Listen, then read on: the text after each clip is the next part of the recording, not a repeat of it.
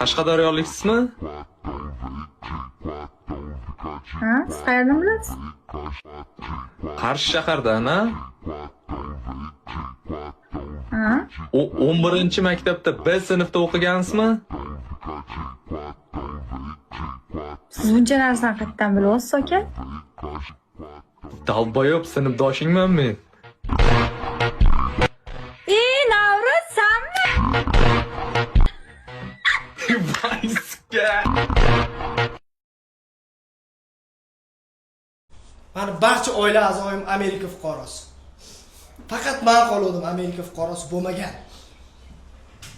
Men O'zbekistonda vatanimga sadoqat bilan xizmat qilaman deb men shu yerda qolganman ketmasdan. Men yillik 2 million dollarlik eksport salohiyatim majburiy bor. Eksport qilaman. Qishloq xo'jaligi yuqori mahsulot bo'lish uchun mana shu yerda hamkorlarim ham o'tiribdi. Dilerlarim ham o'tiribdi. Qishloq xo'jaligini rivojlantirishga men Amerikadan eng yuqori sifatdagi narsalarni ham olib kelaman. O'zim o'shda kompaniya ham sotib oldim. O'zbekistonga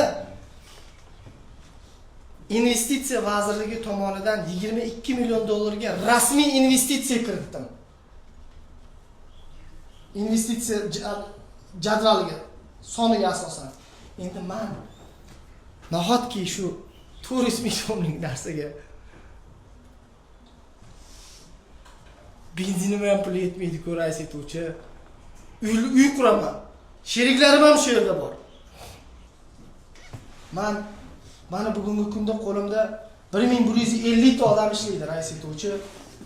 Bugun nafaqat meni hayotimni, taqdirini, balki 100 tadan ortiq odamlarning ham taqdirini, qora qozonini siz hal qiluvchi insonsiz, rais etuvchi.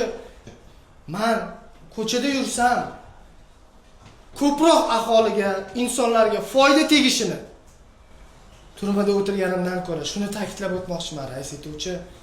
Men nalog to'layman, ish joyi yarataman, odamlarga yordam beraman, to'g'ri hayot tizimini kechiraman, rais etuvchi.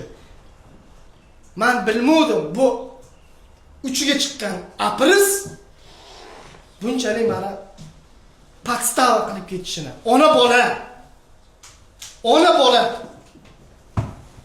yozib olib meni